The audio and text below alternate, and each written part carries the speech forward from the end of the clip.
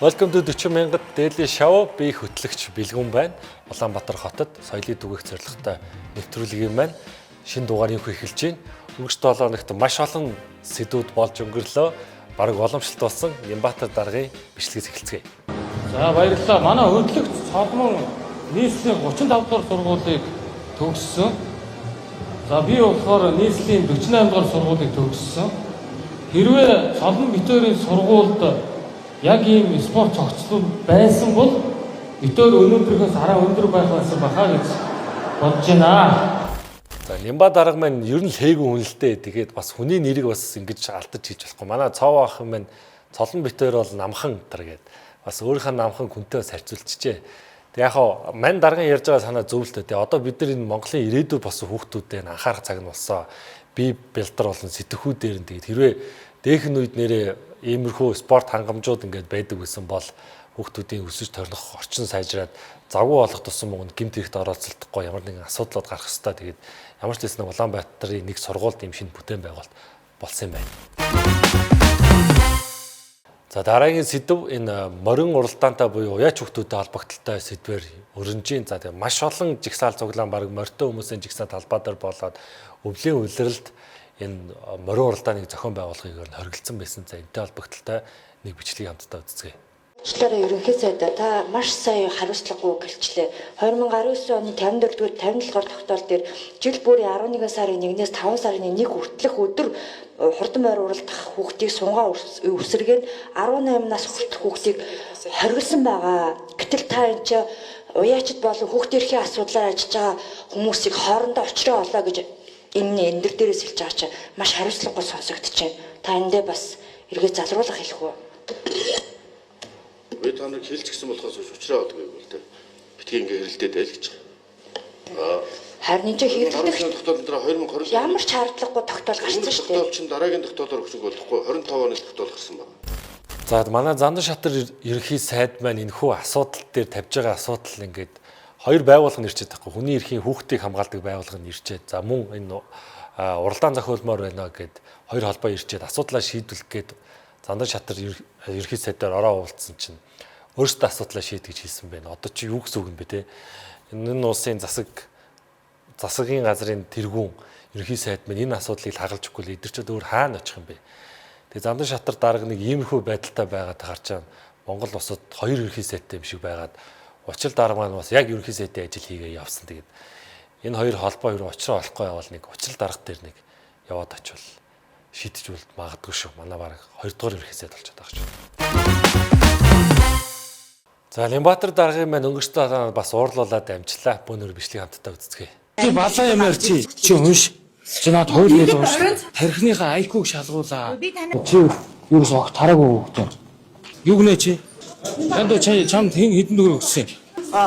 Би балаа юм ярьж. Би чамд сая дөнгөж сая яриа дууссан шүү дээ тийм ээ. Тэгсэн мөртлөө яагаад өмнөх хоёр засаг дараагаас мэдүү наад энэ тархиныхаа IQ-г шалгуулаа. Би чамд сая хэлж штэ. Би чамд Нямбатар даргын маань одоо улс төрийнх нь цаг үеийн ярьсан нөгөө талаас нь тэр Батамгалан гэдэг хүн дарга болчих гол ингээл юмнуудын ухаад л яваад байгаа юм шиг байна. Тэгээ энэ боржур гээл маа Нямбатар дарагт сэдв баялаг л та. Тэгээд уг нь дарга хийсэнтэй өмнө та бүхэн санаж байгаа л тий. Одоо би энэ жил нэг өөр арга барилаар ажиллаа гэдэг. Тэр нь ямар юм гэсэн чинь хоцсон нохоо олголоо ер нь чулуу шидэхгүй өнгөрөө нэгсэн. Гэхдээ манай дарга бол уг хүн нь тийм биш болохоор чадсангүй тэгээд бас уурлаа л амжлаа.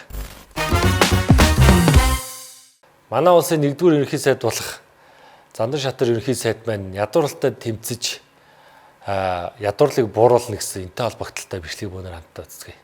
Жилд нэг өрхийг гэх мэтлэн графикийн дагуу ядуурлаас гарахад нь туслаж дэмждэг эмчигчтэй ажлын төлөв гаргаж ирж байна.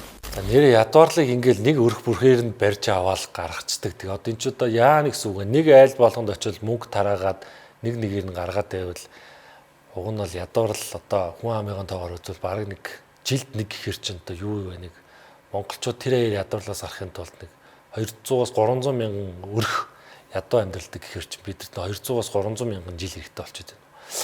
Манай ерөнхий сайд одоо юу л яриад. Уг нь ерөнхий сайд хүн байж тээж одоо ядуурлалтын тэмцэн гэдэг чинь ажилгүйтэл тухайн иргэдийнх нь олсон мөнгө нь амьдралд нь хүрэлцээтэй байх гэд макро микро эдийн засагт суур ойлголтын дээр суугны ядуурлыг буруулах хэвээр. Мань ерөнхий сайд бол нэг айл орон нөхцөл мөнгөөр шийдчих гэдэг. Тэгээд зөвлөхүүд нь бодож байгаа байлгүй дээ. Эсвэл хэлэн нэлтрээд хэлсэн үү? Одоо энэ их 30 эдэн наслахад бас юм үзэхэндээ. За манай 40,000 Daily Show үзэгчид маань хайраа олж чадсан уу? Энтэй холбогдлолтой бөөнөр бичлэг хамтаа үзье. Харцгуулаа дүлгөх ялдан мишэгээ хараад ханашгүй ухаад хоёруудэрээ хинээс ч бодохгүй үзэлсэн гоцараатай.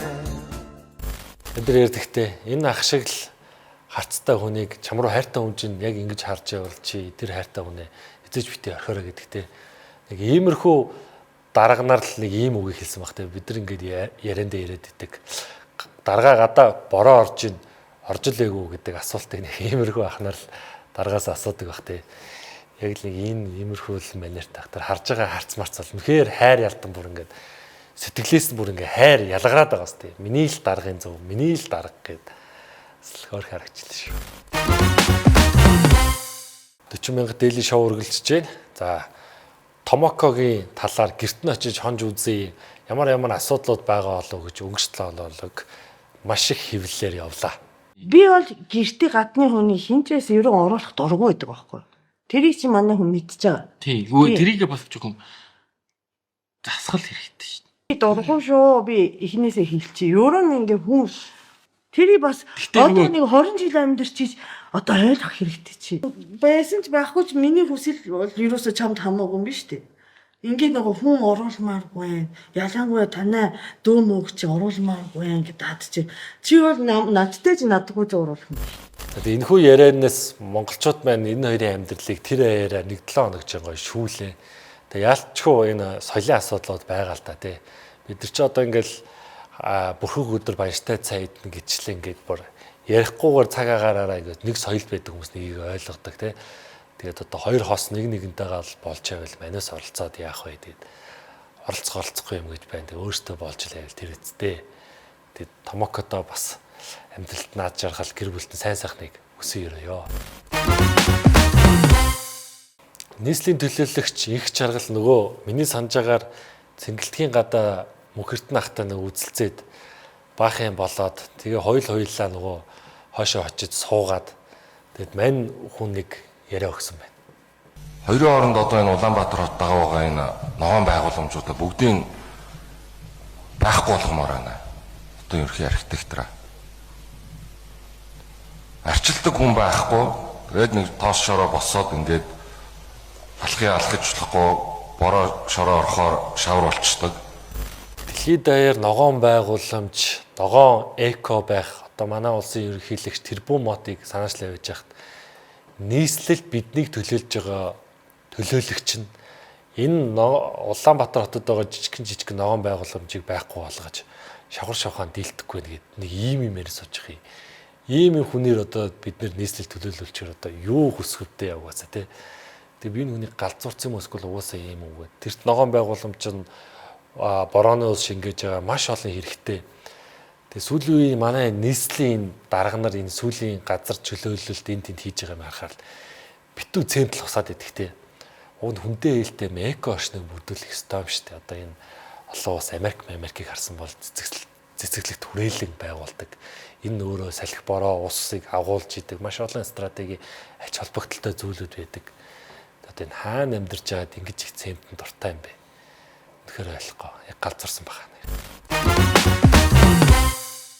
2027 онд ерөнхийлөгчийн сонгуул болно. За энэний үйл одоо кампайн үйл ажиллагаанууд 2026-аас яваад эхэллээ. Ардсан намын дарга асан, ерөнхий сайд асан, алтан уяггүй 3 удаа шүүхээр цагаатгаад 4 дахь удаа дээрээ дахиж хэрэг үүсгээд хэргийг нь ахын шатуун татчих юм. Тэгээд эндээс би нэг юм хараад энэ шүүхийн тогтолцоо чинь өөрөө иргэд итгэхгүй байх гэсэн чинь шүүхтэй өөрөө итгэхэ болцсон юм. Юу гэсэн үг мэдээ. Нэг хүнийг яг нэг хэрэгээр нь нэг оруулаад цагаатгаад, хоёр дахь оруулаад цагаатгаад, гурав дахь ороо цагаатгаад тэгээд дөрөв дэх удаага дахиад яагаад яагаад шүүгчтэй итгэхгүй юм шүү. Гэснээр хамгийн сонирхолтой санагдсан хамгийн сүүл цагаатгсан 3 шүүгч нь жилийн дараа дахиж шүүгээд өөртөө гаргасан шийдвэрээ ахын чадвар нь буцаацсан. Тэгээд өөртөө гаргасан юунд өөртөө итгэхэ байлцсан. Тэгээд би нэг хараад байгаа зүгээр энэ бол улс төрийн ямар нэгэн акц явуулаад байна. Алсан намаас нэр дэвших, ерөнхийлөгчийн сонгуульд нэр дэвших илэрхийлсэн кандидатуудыг нэг нэгээр ингээд зайлуулж гинэ үү. Тэгээд эсрэг намынхан нь өөрсдийнхөө хүнийг нэг өмчөн бараг Эрдэнэ даргыг сонгож байгаад Улсын хурлын сонгуульд хөлсөх дарга оролцсон гэдэгтэй адилхан юм болох гэдэг. Тэгээд нөгөө Эрдэнэ дарга нь бараг цагаан саналаас доогоор санал авсан гэд ийм юм болсон. Тэгээд яг энтэй адилхан акц яваад байна уу гэж би өвдө хардж байгаа. Тэгээд улс төр бас чанга газараа чанга хүмүүстэй хууль дүрэн бас янз бүрээр үйлчилж байна. Тэгээд уган би бол шүүхтээ итгэдэг. Үнэнгээр л шүүж байгаа байлаа л гэж дотроо найдаж байна да. Бас л сонир асуудал шүү. Манай хөнгөлөгчд хуулийнхын нэг ярьж байна. Би болохоор миний хэрэг гэж уулаасаа байхгүй байсан. Одоо ч байхгүй. Энэ 1000 буцсан ч байхгүй. Зүгээр нэг улс төрийн хэрэгэл яваад байгаа учраас одоо бодвол энэ нэг цаг хугацаа авч явах шиг байна. Надад өөр ерөөс энэ нэг хуулийнхантай ярихаар ямар ч асуудал байхгүй. Ингэх ёсгүй, тэгэх ёсгүй гэдэг ингээд бид ч одоо хэд оноос эхлээ 23 онд анхны шүүх хурл болсон. 23 онд болсон, 24 онд, 25, 26 дөрөвт жилдээ явж шээ. За өнгөрсөн 7 хоног нийгмээрээ нэг сэдв дээр маш их анхаарал хандууллаа. Энэ бол үеийнгийн дээрлэлтийн сэдв. За тэгэл тэр зураг хүргийг нь харах, бичлэгийг нь ерөөсөө үзэж чадахгүй болохоор та бүхэнд үзүүлэхийг хүссэнгөө. За тэг ямар ч лээсээ энтэй холбогдолтой нэг бичлэгийг хамтаа үзье. Үеийн хооронд ингээд амар сэтгэл зүйч тийм дундын хүн амар их байх шүүстэй шаардлагатай юм санагддаг. Одоо чинь одоо яг элдв бусын одоо ингээд юм зам одоо яг цааш нэг хүндрүүлэхгүйгээр ингээд ярилцах хүн, ойлголцох хүн хэрэгтэй л гэж байна. Өөрөнд хэлбэл манай сургуульд яг юу болоод байна? Ер нь бол нэлээд амар харгислалтай юм үзэгдсэн надад. Манай нөгөө анги охин тэгээд би бол нэг цаан шин мэдгүй нийлдэг болохоор гэхдээ ер нь иймэрхүү хэрэгт холбогдсон гэдэг нь бол ер нь сонсч ирсэн. Тэр охиныг бол яг хүүхд зодж ийн гэдэг нь бол их сонсож байгаагүй. Найзуудын л тэгж ийн гэж ер нь хүмүүсээс сонсч ирсэн. Ер нь аль алинд нь уртчихсэн. Тэгээд маа нөгөө анги охтууд тэр ер нь л айгу дээрлэл хийдэг. Ангийнхан ч гэсэн бүгдээрээ нийлж байгаа энийг ингээд чи ч юм уу ингээд энтэй нийлэхгүй ч юм уу нэг тиймэрхүү юмнууд айгу их байдаг. Тэгээд айгу их муруу хотлоо юмнуудыг айгу их тараадаг. Тэгээд одоо миний талаар ч гэх юм өөр хүүхдүүдийн талаар ч гэх юм уу худлаа үний юм дандаа ярьж ингээд суурхал тараадаг. За тэгээд энэхүү бичлэг болсон процессоос ингээд нийгмийн сүлжээг болон улс төрчдийн гаргаж байгаа яриануудыг дүгнээд үзэхээр анх нэг юм ингээд нэг юм альва зүйл үйлдэгсний дараа авах арга хэмжээнд дээр ингээд анхаарат байгаа те. Тэр хүүхдийн хувийн ирэг дээр нь бич их сургуульд оруулахын болиул гээд. Уг нь бол олон улсын маш олон ийм судалгаанууд байдаг. Тэ одоо сүүл би сонсохноо дээр Финландд би өнгө нэвтрүүлгээр ярьж ирсэн.